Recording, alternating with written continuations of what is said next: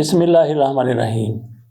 शहबाज शरीफ की हुकूमत की तरफ से एक आला इख्तियाराती कमेटी कायम की गई है। उसकी ज़िम्मेदारी क्या लगाई गई है? वो इन्वेस्टिगेशन करेगी उन ऑडियोज़ की जो लीक हुई हैं। वज़ीर आज़म की गुफ्तगू लीक हुई है, प्राइम मिनिस्टर हाउस से ये सारा कुछ लीक हुआ है। कमेटी की सरबराही किसके सुपुर्द की गई है? राना सनाउल्लाह उसकी सरबराही करेंगे। इस कमेटी में DG/ISI शामिल होंगे। इस कमेटी में DGI भी शामिल होंगे। आला इख्तियाराती कमेटी का नाम इस कमेटी को दिया गया है। इन्होंने तहकीकात क्या करनी है, इन्वेस्टिगेशन क्या करनी है कि किस तरीके से वज़ीर आज़म हाउस से ऑडियोज़ लीक हो गई और उनका सद्देबाब कैसे किया जा सकता है, आइंदा इस मामले को कैसे दोबारा रूप पजीर होने से रोका जा सकता है। इसके अलावा और भी बहुत कुछ इस कमेटी की तरफ से किया जाएगा। लेकिन ये जो कमेटी बनाई गई है, मैं समझता हूँ कि ये सरासर मजाक है, पाकिस्तान के साथ मजाक है, अवाम के साथ मजाक है, अदारों के साथ मजाक है और पूरी रियासत के साथ ये मजाक है। वो किस तरह से? राना सनाउल्लाह इन्वेस्टिगेशन करेंगे। क्या ये ऑडियो के हवाले से कि किस तरह ऑडियो लीक हुई हैं, उस हवाले से ये हक़ाइक़ को सामने लाएगी या ये कमेटी हक़ाइक़ को दबाएगी? मैं समझता हूँ कि ये लोग जो इस कमेटी में शामिल किए गए हैं वो हक़ाइक़ सामने लाने के लिए नहीं, बल्कि हक़ाइक़ को मसख़ करने के लिए, किसी और पर इल्ज़ाम डालने के लिए इन लोगों को इस कमेटी में शामिल किया गया है। DG/ISI, DGI भी, उनको भी इस कमेटी में शामिल किया गया है।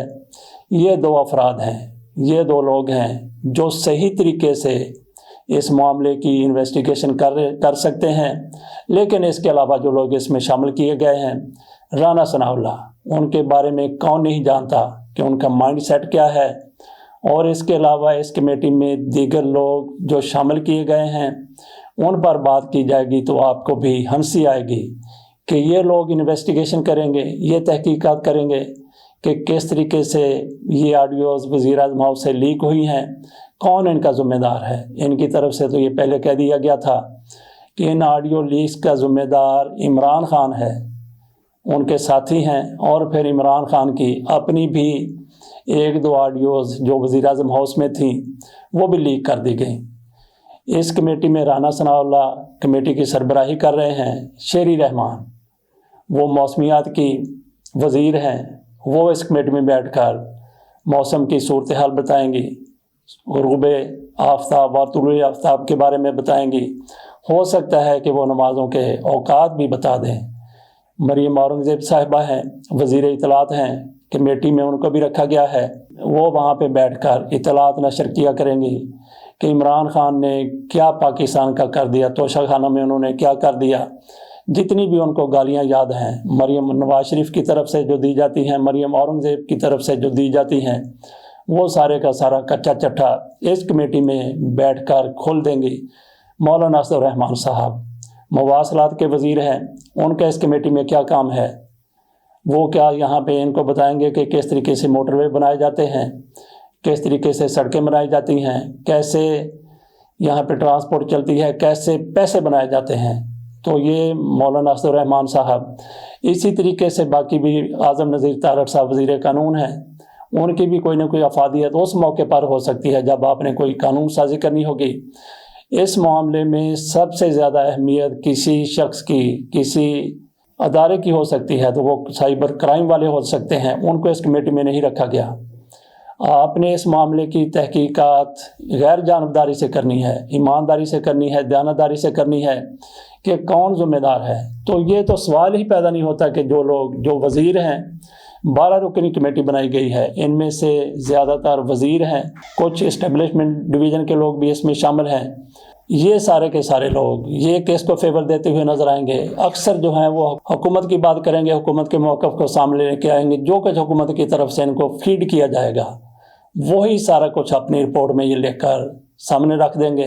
DGI भी, DG/ISI, वो वहाँ पे बैठकर क्या कर सकेंगे जब इनके सामने 10 और लोग बैठे हुए होंगे और ये 2 लोग ये पूरी कोशिश करेंगे کہ حقائق کو سامنے لایا جا سکے، لیکن باقی جو 10 لوگ ہیں وہ حقائق کو مسخ کرنے کے لیے، 10 کے 10 نہیں، 10 میں سے زیادہ تر جو وزراء ہیں، حقائق کو مسخ کرنے کے لیے، اپنے آپ کو بچانے کے لیے اس کمیٹی میں ان لوگوں کو بھی بٹھا دیا گیا ہے جن کی طرف انگلیاں اٹھ رہی ہیں کہ یہ بھی آڈیو لیکس کرنے میں ملوث ہو سکتے ہیں۔ کیا وہ خاک تحقیقات کریں گے؟ وہ کس طریقے سے حقائق کو منظر عام پر لائیں گے؟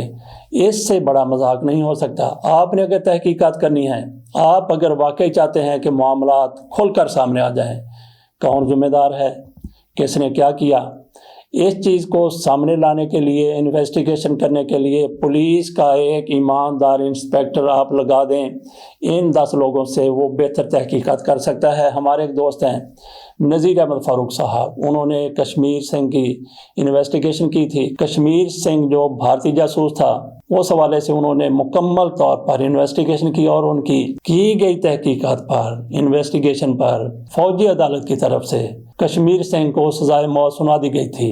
ان 10-12 لوگوں کو بٹھانے کے بجائے، قوم کا پیسہ ضائع کرنے کے بجائے، قوم کا وقت ضائع کرنے کے بجائے نذیر احمد فاروق کے حوالے یہ معاملہ کر دیں۔ انہوں نے 7 دن دیے ہیں تحقیقات کے لیے۔ نذیر احمد فاروق آپ کو 2 دن میں دودھ کا دودھ اور پانی کا پانی کر کے دکھا دیں گے۔ آپ نے اگر ان سے انویسٹیگیشن نہیں کروانی تو کسی ISI کے میجر سے، کسی پولیس انسپیکٹر سے، IB کے کسی عہدیدار سے جو دیانتدار ہو، ایماندار ہو، اس سے آپ انویسٹیگیشن کروا لیں۔ 3 دن کا یہ معاملہ ہے، دودھ کا دودھ پانی کا پانی سامنے آ جائے گا۔ لیکن اس حکومت کی طرف سے، شہباز شریف کی طرف سے، ان کے وزراء کی طرف سے حقائق کو دفن کرنا ہے، حقائق کو مخدوش کرنا ہے، حقائق کو فیبریکیٹ کرنا ہے۔ اس لیے انہوں نے 10-12 لوگ بٹھا دیے ہیں۔ من مرضی کی رپورٹ سامنے آ جائے گی، اس کا انتظار کرنے کی قطعی طور پر ناظرین آپ کو ضرورت نہیں ہے، کیونکہ اس میں اصل چیز سامنے نہیں آئے گی۔ ادھر ادھر کی باتیں کر کے ایک رپورٹ پیش کر دی جائے گی، مجرموں کا تعین نہیں ہو سکے گا، کسی کو سزا نہیں ہو سکے گی۔ ادھر ادھر سے گنگلوں سے مٹی جھاڑنے کے لیے کچھ لوگوں پر الزام لگا دیا جائے گا اور ان کو ہو سکتا ہے کہ ان کو کوئی نہ کوئی سزا بھی سنا دی جائے۔ اس کمیٹی کی تحقیقات کے بعد حتمی رپورٹ کی انتظار کرنے کی ضرورت نہیں ہے، کیونکہ اس میں حقائق سامنے نہیں لائے جائیں گے، حقائق کو چھپایا جائے گا۔ ہم ایک بار پھر کہتے ہیں کہ حقائق کیوں چھپائے جائیں گے؟